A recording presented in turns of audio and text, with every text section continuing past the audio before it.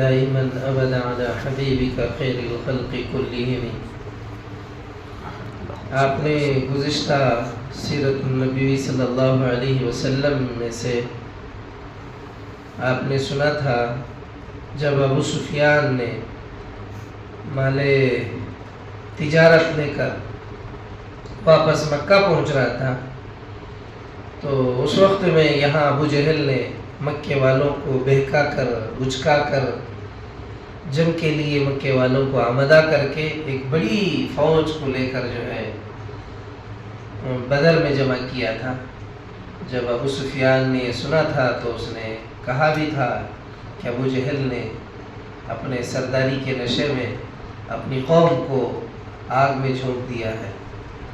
تو بہرحال نبی علیہ السلام کو اس بات کی اطلاع ملی، آپ صلی اللہ علیہ وسلم نے تمام صحابہ کو جمع کیا اور ساری صورتحال سامنے رکھ دی کہ ایک طرف شمال میں تجارتی قافلہ ہے، دوسری طرف جنوب سے قریش کا لشکر آ رہا ہے، بتاؤ کدھر چلنے کا خیال ہے؟ جواب میں ایک بڑے گروہ نے کہا قافلے کی طرف، لیکن پیش نظر تو کچھ اور تھا۔ آپ صلی اللہ علیہ وسلم نے اپنا سوال پھر دہرایا۔ اس پر حضرت ابوبکر اٹھے، انہوں نے بہت ہی مؤثر تقریر کی جو جان بازی و سرفروشی کے جذبات سے معمور تھی۔ پھر حضرت عمر اٹھے، انہوں نے بھی بہت ولولہ انگیز جوشیلی تقریر کی۔ پھر عمر کے بیٹے مقداد کھڑے ہوئے، انہوں نے بھی کہا اللہ کے رسول جدھر رب کا حکم ہو ادھر چلیے، ہم آپ کے ساتھ ساتھ ہیں۔ بنی اسرائیل نے تو اپنے نبی سے کہا تھا کہ آپ اور آپ کا خدا جائیں اور جنگ کریں، ہم تو یہاں سے ٹلنے کے نہیں، ہم تو تمہارے ساتھ آنے والے نہیں۔ لیکن ہم ایسا کہنے والے ہرگز نہیں، ہم تو یہ کہتے ہیں کہ آپ بھی چلیں، آپ کا رب بھی چلے، ہم بھی آپ کے ساتھ چلیں گے، ہم بھی آپ کے ساتھ ہو کر جنگ کریں گے جب تک ہم میں سے ایک آنکھ بھی گردش میں ہے۔ آپ صلی اللہ علیہ وسلم کے لیے کوئی خطرہ نہیں، ہم آپ کے ساتھ، آپ کے رب کے ساتھ ہمیشہ ٹہرنے والے، ہمیشہ آپ کے ساتھ میں کھڑنے والے ہوں گے۔ پیارے نبی صلی اللہ علیہ وسلم نے تقریر سنی تو آپ کا چہرہ مبارک چمک اٹھا۔ آپ صلی اللہ علیہ وسلم نے حضرت مقداد کی تعریف کی اور دعا دی، پھر فرمایا لوگوں تم بھی کچھ بولو، ارے بھائی آپ بھی کچھ بولو۔ آپ علیہ السلام نے اپنے صحابہ سے فرمایا، انصار سمجھ گئے آپ صلی اللہ علیہ وسلم کا اشارہ ہماری طرف ہے۔ وجہ یہ تھی کہ انصار کے لیے پہلا موقع تھا، اس سے پہلے وہ کسی مہم میں شریک نہیں ہوئے تھے۔ حضرت سعد بن معاذ مدینے کے معزز لوگوں میں سے تھے، وہ اٹھے اور عرض کیا اللہ کے رسول شاید اشارہ ہماری طرف ہے۔ آپ صلی اللہ علیہ وسلم نے فرمایا ہاں، میں اہل مدینہ کی زبان سے بھی کچھ سننا چاہتا ہوں۔ حضرت سعد نے کہا میں اس وقت سارے انصار کی طرف سے بول رہا ہوں، اللہ کے رسول ہم آپ پر ایمان لائے ہیں، ہم نے آپ کو سچا سمجھا ہے، ہم نے گواہی دی ہے کہ آپ کی باتیں حق ہیں، یا آپ صلی اللہ علیہ وسلم کی اطاعت کا عہد بھی کر چکے ہیں۔ اللہ کے نبی اب آپ نے جس کام کا ارادہ فرمایا ہے بے جھجک اسے کر گزریں۔ خدا کی قسم اگر آپ ہمیں لے کر سمندر میں کود پڑے تو بھی ہم بخوشی تیار ہیں، ہم میں کوئی پیچھے رہنے والا نہیں۔ جس سے آپ چاہیں صلح کریں، جس سے آپ چاہیں جنگ کریں، ہماری دولت بھی آپ کے قدموں میں ہے، جتنی چاہیں لے لیجئے، جتنی ہی زیادہ آپ لیں گے ہمیں اتنی ہی زیادہ خوشی ہوگی۔ ہمیں اس راستے پر کبھی گیا نہیں، نہ اس کے بارے میں کوئی واقفیت ہے، لیکن ہم دشمن سے بھاگنے والے بھی نہیں، ہم تو میدان جنگ کے شیر ہیں، مقابلے میں ڈٹ جانے والے لوگ ہیں۔ امید ہے ہم بہادری کے ایسے ایسے جوہر دکھائیں گے، آپ بھی خوش ہو جائیں گے۔ یہ خلوص و محبت، جوش و جذبے سے بھری ہوئی تقریر تھی۔ پیارے پیغمبر حضرت محمد عربی نے یہ تقریر سنی تو بے حد خوش ہوئے۔ آپ صلی اللہ علیہ وسلم نے حضرت سعد کا شکریہ ادا فرمایا اور دعا دی۔ حضرت سعد کی تقریر کے بعد آپ صلی اللہ علیہ وسلم نے فرمایا اللہ کا نام لے کر چل پڑو، اس کی رحمتیں تمہارے ساتھ ہیں، اس نے مجھ سے بڑے گروہ کا وعدہ کیا ہے، بخدا مجھے تو دشمنوں کے قتل گاہیں نظر آ رہی ہیں، اللہ مجھے دشمنوں کے قتل ہونے کی جگہ دکھا رہا ہے کہ کون کہاں قتل ہونے والا ہے۔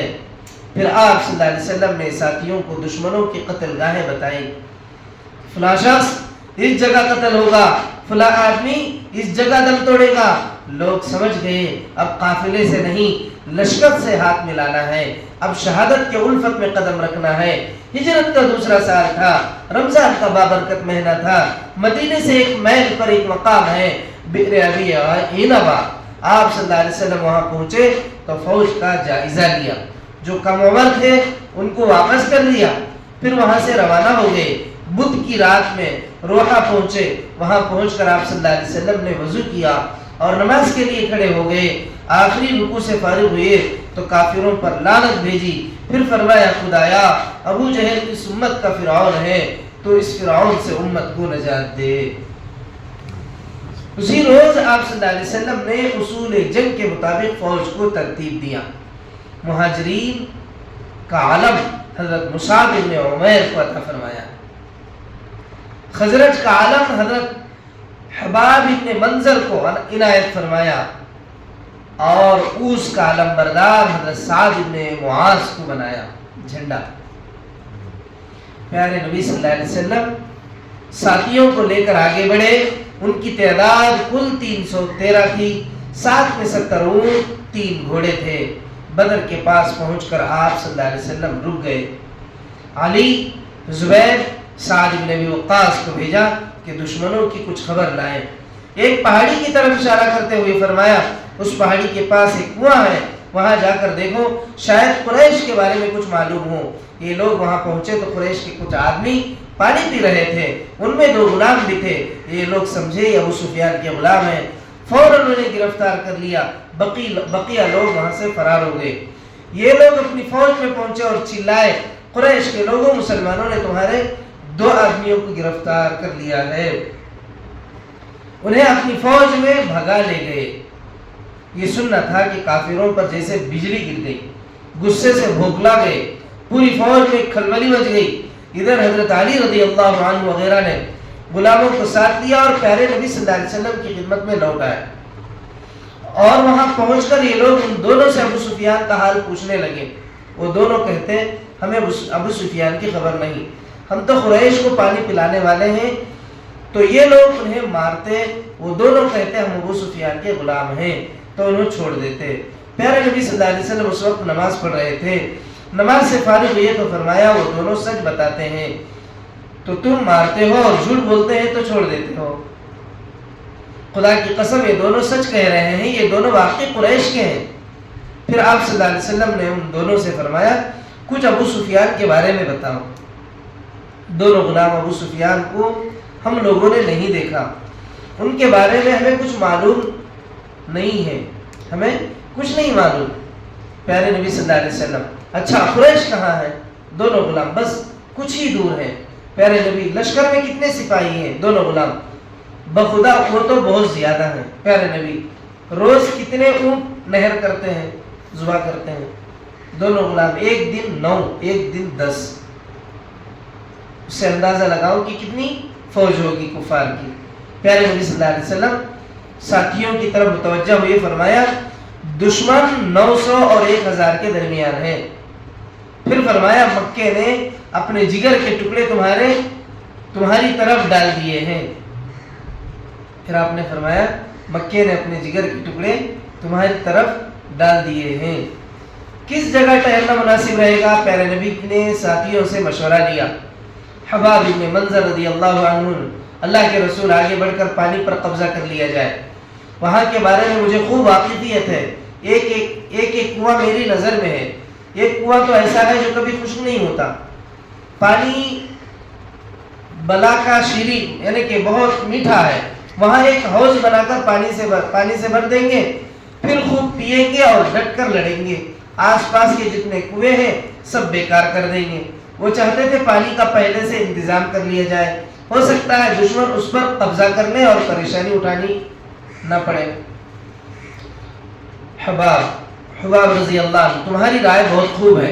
آپ صلی اللہ علیہ وسلم نے حباب کو شاباشی دی۔ آپ صلی اللہ علیہ وسلم اسی وقت اٹھے، جانثار ساتھی بھی ساتھ تھے، جا کر آپ صلی اللہ علیہ وسلم نے پانی پر قبضہ کر لیا اور حباب رضی اللہ عنہ جو کہا اس پر عمل ہوا۔ اللہ کی رحمت شامل حال تھی، اسی رات بارش ہو گئی، زمین پر جو ہے زمین ریتیلی تھی، ساری ریت جم گئی، چلنا پھرنا آسان ہو گیا، جگہ جگہ پانی روک کر چھوٹے چھوٹے حوض بنا لیے گئے، مسلمان خوب نہائے دھوئے، بالکل تازہ دم ہو گئے۔ قریش کی طرف زمین نرم اور نشیبی تھی، پانی جم کر کیچڑ بن گیا، چلنا پھرنا ناوبال جان ہو گیا۔ اس طرح مسلمانوں کے لیے باعث رحمت بن گئی اور دشمنوں کے لیے یہ زمین عذاب بن گئی۔ پیارے نبی صلی اللہ علیہ وسلم نے عمار ابن یاسر، عبداللہ ابن مسعود کو دشمنوں کی طرف بھیج دیا۔ دونوں جا کر وہاں گھومے پھرے، حالات کا پتہ چلائے، پھر لوٹ آئے۔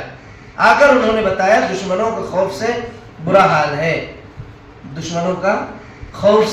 حال ہے، لگاتار بارش آ رہی ہے۔